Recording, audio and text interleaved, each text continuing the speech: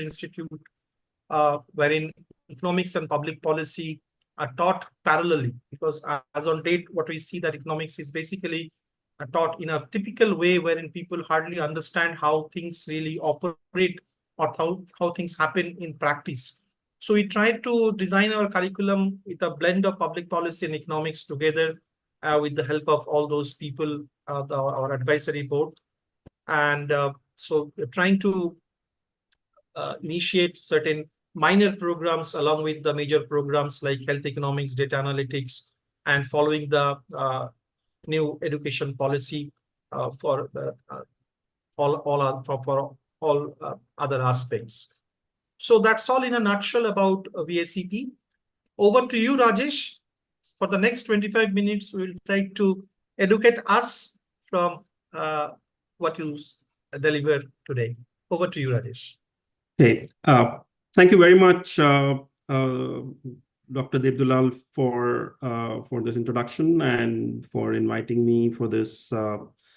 I would really call it a discussion today on policy making.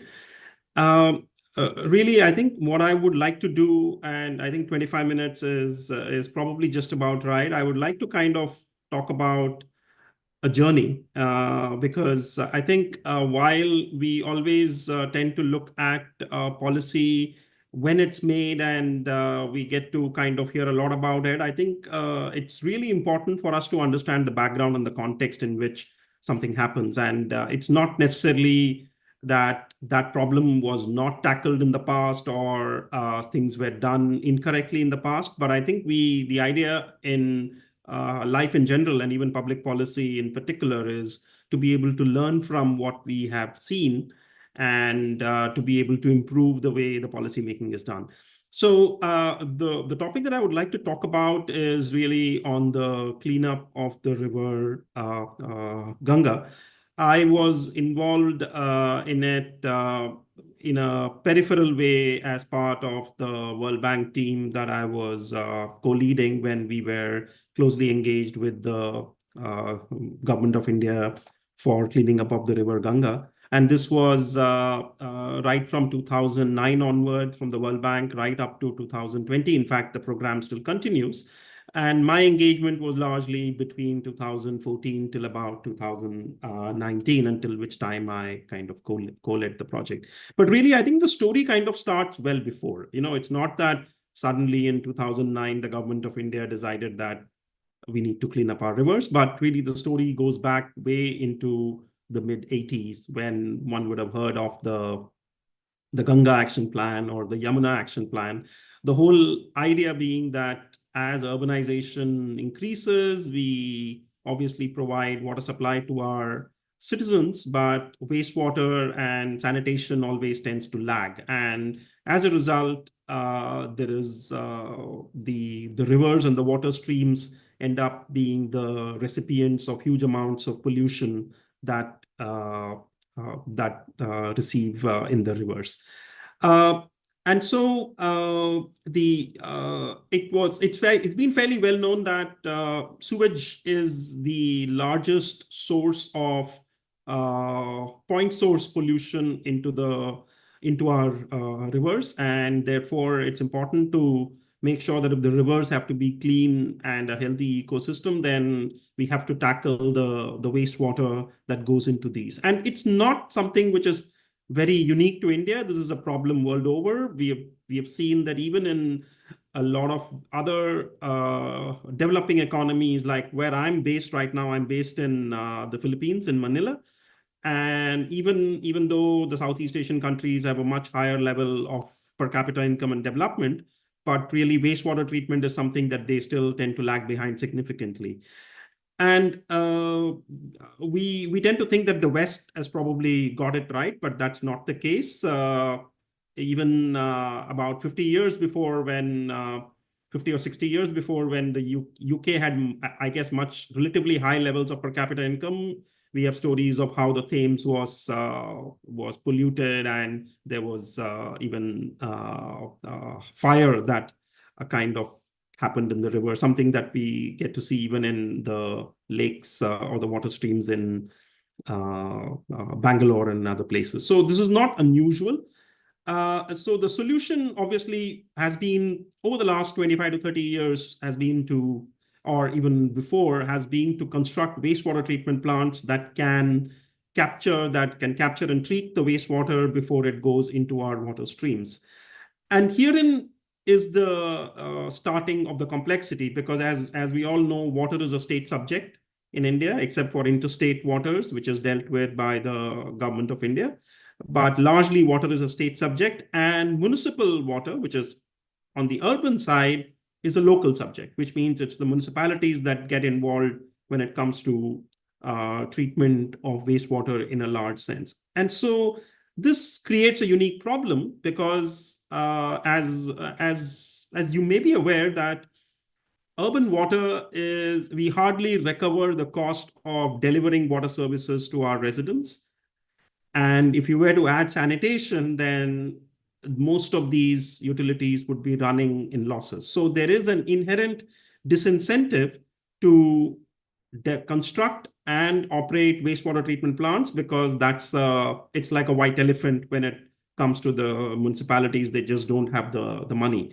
So the initial program of the government of India always has been that we will finance the initial investment, and the states have to take over to manage the operation and maintenance of these assets. And that has met with only very limited success since I would say right from 1980s till the early 2000s, where even though these assets were constructed, but really the states and the local bodies have not been willing to take on the maintenance of these assets, because there is not just sufficient revenue available in these in operating and managing these assets. So over a period of time, when in 2009, when the government of India really wanted to take this on a big footing, the National Ganga River Basin Authority was created under the chairmanship of the Prime Minister, and the National Ganga River Basin management plans were developed in consonance with the Indian Institute of Technology and the Institute in Roorkee.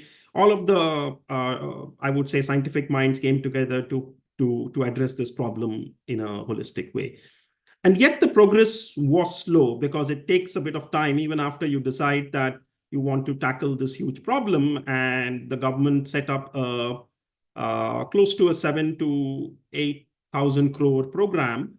It takes a fair amount of time for these technical reports to be prepared, the feasibilities to be done, projects to be bid out.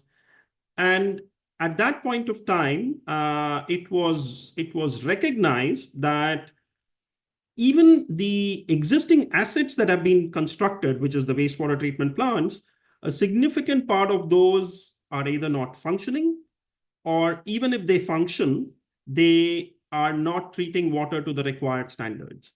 So herein we had a dual problem. The one problem was that not enough capacity was there in terms of treatment plants to treat wastewater. And even those wastewater treatment plants that were there actually were not working properly. So it was a question of asset creation and also efficient operation of that asset. And it kind of brings us back to that same question, that the state utilities, especially on the Gangetic states along the Gangetic plain, the UP, Bihar, Jharkhand, Haryana to a certain extent, they did not have the framework, or even, let's say, the incentive to be able to maintain and operate these assets in an efficient way. So it was in that context in 2014 when the government came in, when the new government headed by the BJP came in, that there was a bit of rethinking that was done, which led to this idea that we have to look at a much more longer term intervention, wherein we try to make sure that these assets that are constructed are also well maintained. Now, ultimately, you have to have the public institutions and the public utilities manage and deliver these as the service. But it was decided that we would want to bring in the private sector in a more holistic way to finance, construct, and operate and maintain these assets. Now, that creates a bit of a question on a few accounts, which is who's going to pay them and how is that payment going to be made? Because wastewater treatment was not a revenue generating activity, so it's not going to generate any revenues. And therefore, at the same time, we do need these assets to be operated and maintained over a longer period of time. And so it was decided that there needs to be a better alignment of interest wherein we bring the private sector to finance and operate this asset over a longer period of time, which is up to 15 years. And the operator is paid back a certain portion linked to the construction of the asset, which is the asset is completed, and the remaining portion is linked to the performance of the asset over a 12 to 15-year period, so that the asset actually delivers the performance over time. Now, I think at this point, what I like to do is that while I'm not a big fan of PowerPoint presentations, I do have, true to my profession, I do have a couple of slides that I would like to just put up. So if it's okay, let me just share my screen, and you can just, okay, it says that host has disabled participant screen sharing. If it's possible to just allow me to share my screen. Tina, if you can kindly enable this screen share. Yeah. It's quite interesting.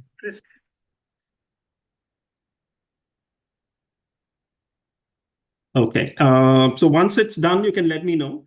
But the critical idea was that we need to get an alignment of interest between the private sector and the public sector. On the one hand, the public sector is interested that the asset is properly maintained and the service is delivered, the wastewater is treated so that less pollution gets into the river. The private sector is interested to do business, but is worried that if they cannot depend on a municipal corporation or a local government to pay them over a 15-year period, because there is not that kind of creditworthiness available. This is where kind of a three-level architecture was thought of. Let me just make sure that my screen visible now? Yeah, it is visible. Okay. Okay, great. So I would just want to give a little bit of a context. Now, this is from a study done by the Central Pollution Control Board. And what's very interesting is that if you see, and this is as of 2014 or 2015, where it shows that almost 40%, only 43% of the existing sewage treatment plants actually met the standards. There were 1/5, which is 19%, was not operating at all. And this means that after having spent all the capital investment, this asset was just not operating. And about 1/3 were operating, but were not meeting the desired standards. So what we have is that only 40% of the existing assets were actually treating the wastewater to the required standards. And what we also found was very interesting was that there was fairly underutilization of capacities. And because these were not maintained properly, there was a design, build, neglect, rebuild kind of a scenario where every 6 or 8 years, because the assets are not getting maintained, the government had to actually spend more on rehabilitating existing assets and making sure that these were functioning well. So there was significant excessive investment that was being made into assets that were not functioning. And this was the context of bringing the private sector, so that the private sector is responsible for maintaining the asset over a much longer period of time. So the model that we kind of came up with, or the government really wanted to pilot, was that, let's say a project takes about a total of 15 years, which is the construction and the operation and maintenance. And the construction phase is about 3 years or so. Up to 40% of the cost would be paid out through construction-linked payments to the contractor. And the contractor finances the entire the remaining 60%, which is paid out to them over an operation and maintenance period of maybe 13 to 15 years, based on the actual operation of the asset, making sure that they meet the performance standards. And there is security provided in terms of the payment. Government of India actually provides the guarantee for this payment so that there is very limited risk that the private sector takes over. And of course, there are the other aspects relating to flexible interest rate and inflation risks being covered so that the operator is not required to take on excessive amount of risk. This was really welcomed by the private sector because this opened up an area of business for them where they are required to deliver service, deliver the asset, maintain and operate the asset, but they were not in a way taking unreasonable risks either in terms of the tariff or in terms of poor creditworthiness of the municipal entities. Instead, they had the creditworthiness coming from the government of India.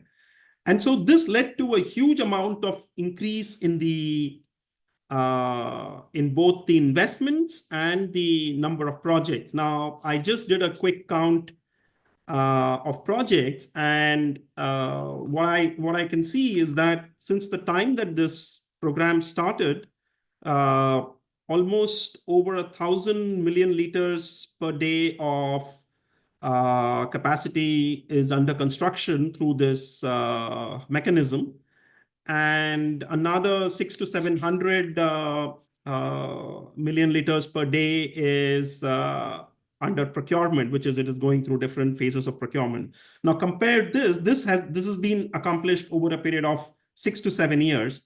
Compared to this, if one looks at the entire capacity created over the last 35 years, this already represents about 60 to 70% of the capacity that was created in the last 30 to 35 years. So what this mechanism has allowed is that it's allowed to increase the pace of the construction of the project in a much faster way, and at the same time aligning the incentive of the private and the public sector to make sure that the assets deliver on time. Now, once this model was done for initially very simple assets, which is just a new asset being developed, so no complexity, greenfield projects are always easier to do than brownfield projects. Once that was done quickly, Government of India then started to scale this up into more and more complex project, leading towards what is now called as a one city, one operator, wherein the government actually now has the approach that they will take 3 existing wastewater treatment plants, some of which may not be working well, add 1 new wastewater treatment plant, and then provide all of them to the private sector to operate and maintain and deliver the right performance. So this has led to a significant sorry, I just want to stop sharing. Okay. Yeah. Okay. So this has led to a significant increase in the, as I said, in the level of assets that have been constructed, and they have been constructed much more efficiently and much more faster. Now, obviously, we cannot think that this is the silver bullet, that this is going to be the panacea for all problems, right? Because that never is. The moment someone says that one particular policy solution will help address all problems, I think that's not going to happen. The another context that one kind of fails to understand is that, I talked about, what I presented was it was really a technical solution. But I think backstopping that technical solution, you need institutional capability. Because all of this, which is the contracting, the detailed technical reviews, the financing power, all of that means that you need an institution behind this, and that's the National Mission for Clean Ganga. So alongside this the financing, let's say, innovation, there was an innovation on the institutional side from an entity from just being a society with a handful of people in 2013. The National Mission for Clean Ganga became an authority under its own legislation, which meant that it was headed by a fairly high-level administrative officer, and I think an additional secretary level officer is the CEO of the authority. They have the empowered. There is an empowered committee that has power to, I think, award projects of up to 1,000 crores or even beyond. So there are a lot of powers delegated to the entity so that they can function and work very efficiently. And it's now a institution with over 150 people. So in parallel to the financing innovation, the institution was also strengthened and capacitated, and the World Bank also worked quite closely with the institution to help build the capacity over time. And I think in 21 or in 22, the Global Water Intelligence, which is the premier kind of publication in the area of water globally, awarded the National Mission for Clean Ganga as the Public Utility of the Year. So it just showed the transformation that had happened within a span of 6 to 7 years, that this was able to be achieved.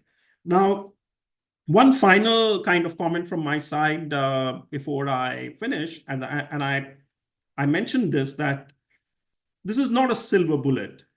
So it's not going to solve all the problems. For instance, at the end of one of the things that the government identified was that it's important to keep the rivers clean for a period of time until the time the local governments get the capacity to ultimately manage these assets, because in the long run, water and sanitation assets will have to be managed and run by the local entities. However, this program gives, let's say, a 10 to 15-year window wherein the operation and maintenance cost is also covered by the government of India through this mechanism, and it allows the local governments to then build their capacity, build their revenue base, so that these assets can be taken over by them at the right time. So in a sense, it's giving an opportunity for all the local governments in that area and in India in general to improve their revenue base, to improve their capacity, to improve their skills, to be able to manage and deliver wastewater services to their citizens. So the kind of benefit of this model is that it helps in building up the assets quickly, and it provides a sustainable way of maintaining it over a reasonable period of time, but it's not a solution to all the problems. Ultimately, we need our institutions of local government to function well. We need them to have sufficient revenue base. There has to be a polluter pay principle that has to apply for wastewater treatment. It cannot be a free service, because ultimately there is an environmental there is pollution to the environment that goes because of wastewater treatment, and unless that externality is internalized in terms of the polluter having to pay for that pollution, we will end up having the same problem maybe 10 years later or 15 years later. So what I want to end with is that any policy solution will only have certain dimensions within which it can address a problem. And the more targeted a policy solution is to a specific problem, the better it is. Because if you try and target a policy problem to address multiple things, then the policy will not address any of them. And so here the policy, the tool was to address the faster building of assets and sustainable maintenance of their assets by aligning the incentive of the public and the private sector, so that there is more private sector participation, which is what we all want ultimately. to make sure that the private sector becomes engaged in the delivery of these kinds of services. So I think with that, let me stop and thank you so much for a patient hearing. And yeah, I look forward to any questions or comments or general discussion. Thank you.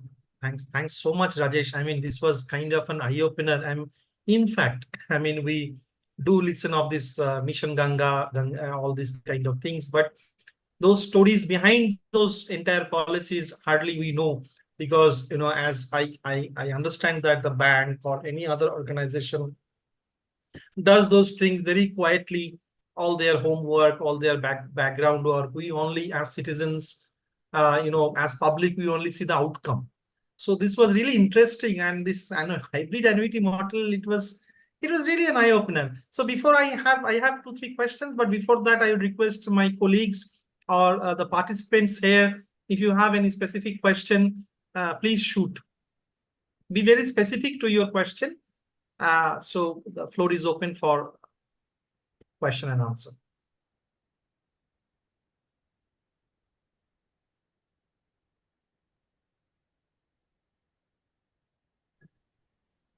Hi, sir. Am I audible?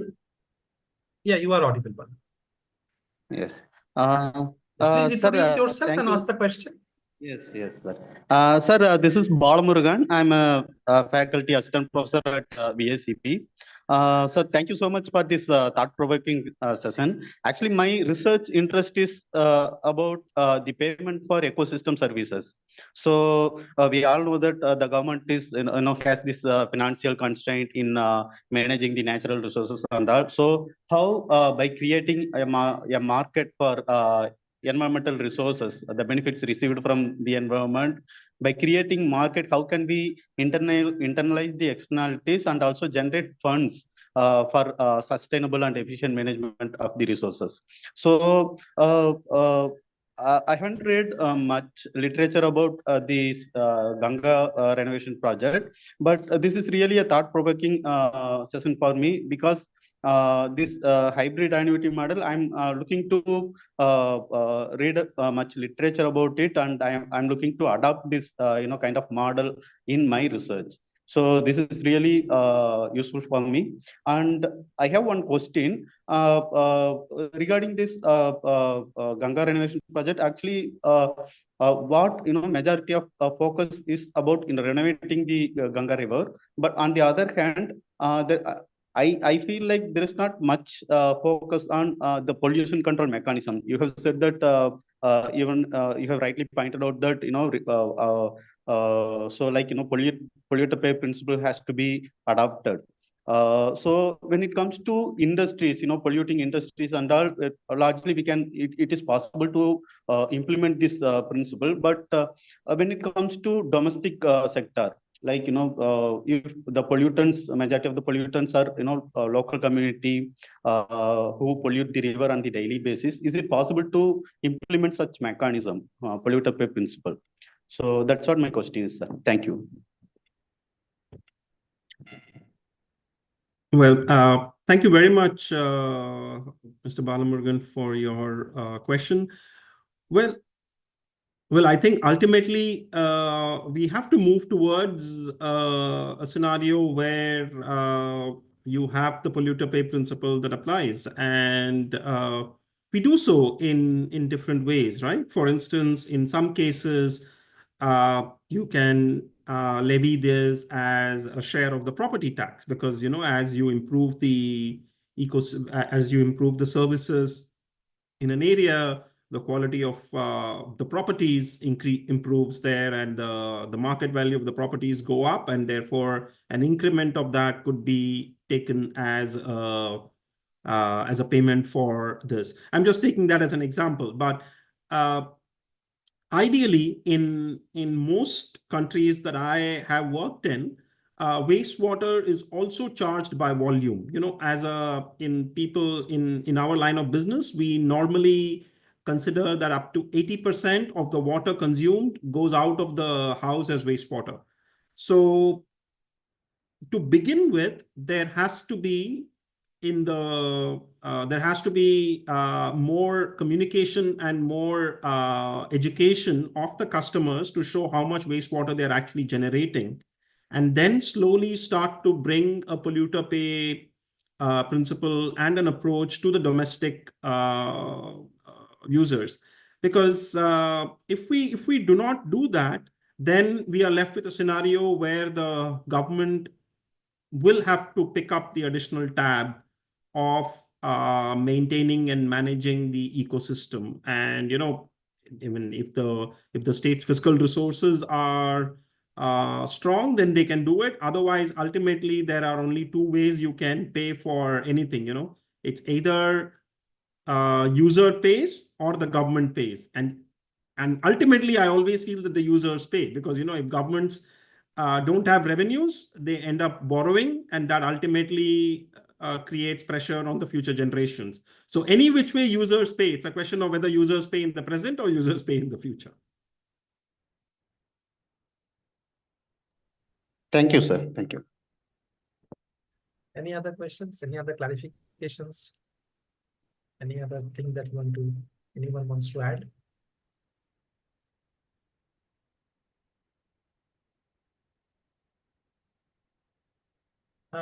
I have a small clarification rather. See, you are talking about the local bodies to bear the cost after certain time, whether they'll be self-sufficient and all these things. Theoretically, I don't have any problem in that. But if you really look at the practical scenario, at least in the Indian case, I mean, most of the local bodies these days, when you talk about, let's say, you took the example of property tax. Let me also agree to that property tax. Yes, I do agree theoretically it can be a part of the property tax.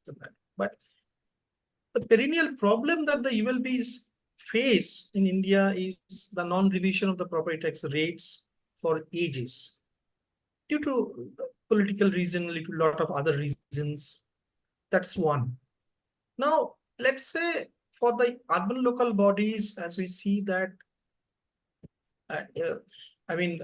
forget about self-sustaining, but for the last many decades, there are a lot of urban local bodies for which the government, central government, state government has to come forward to bail out, at least pay the salaries.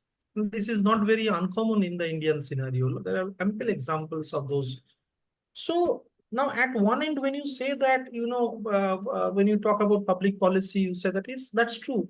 We cannot have all the solutions at one go. We have to take one at a time. That's true. But is there, but how practical? I mean, this is just my inquisitiveness. I may be wrong as well. How practical these solutions are when you leave it to the urban local body and expect them to bear those costs of operation and maintenance costs down the line, assuming that they will be self-sustaining in the coming years. How practical this is in the context of India, or if at all there are other ways to support these initiatives? So, you've touched on a much more fundamental issue, which is that, we, despite being a federation and a three-tier government in India, we are relatively centralized. We are centralized at the center, and we are actually centralized at the state as well. So yes, if you find the most buoyant sources of taxes are actually with the center, and now with the VAT, the states are left with much fewer buoyant sources of revenue. And the cities or the local bodies are left with even less. Whereas if you see the revenue generation that governments get a whole host of their funding and finances from the cities. So I see this as a more gradual process. I would like to go back to the political economy issues in this case, which is that majority of India still gets elected from rural constituencies, but the majority of the money in India comes from urban constituencies. So there is a bit of imbalance, right? If you take a look at the debates in the parliament compared to the debates that happen on the rural distress and rural economies, there is relatively less that happens on the urban side. It was only in 2006 when the JNNURM mission was started, or 2004, that there was for the first time a recognition that urban India needs to be tackled in a much clearer way. So I think it is a gradual process. Now, one of the things I can clearly say is that there is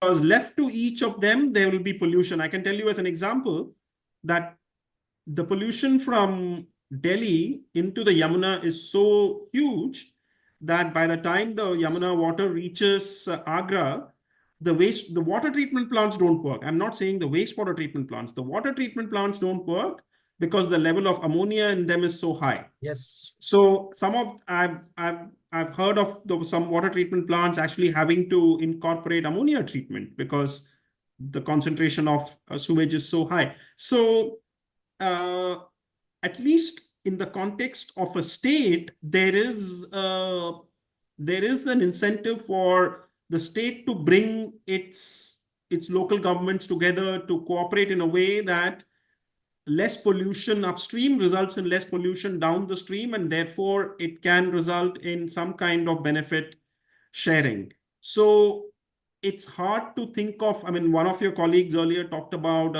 a market or a payment for ecosystem services. It's happened in certain cases, like in forestry and in some of the others. It's hard to think of it in this context, but I think we have to kind of move in that towards that direction, because I frankly don't see another way. I mean, if the cities are where the economic growth is, then maybe it so happens that the government maybe backstops this for another 20 years or another 30 years, because you can't let a city become unproductive. So I don't know. There could be different other solutions to this. Thanks. Thank you, Rajesh. Is there any other questions from the floor? Okay.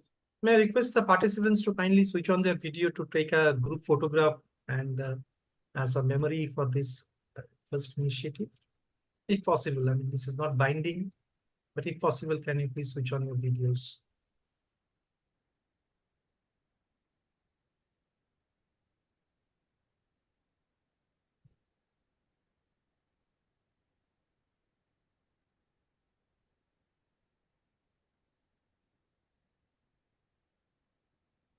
Okay, so let's take a photograph. Yeah. Okay. Okay, fine. So let's take a photograph. Done. Thank you, Rajesh. Thank you so much for your time. And in fact, I'd like to read more on this. I was really not aware of this, the thing that you had discussed today. So, but this sounds very interesting. In case you have any literature or anything, if you can just pass it on. Very simple things so that I can start my reading. But this is really, really interesting.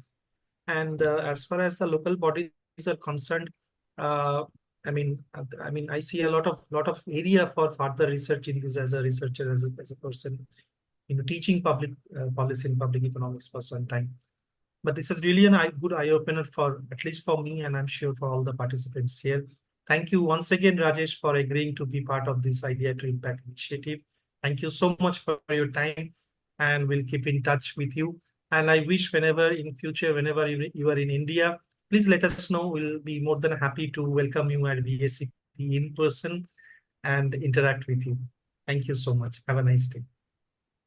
Thank you very much. It was a pleasure joining the discussion today, and all the very best to the Vinayak School of Economics and Policy and to all the participants here. Have a nice day. Bye-bye. Thank you.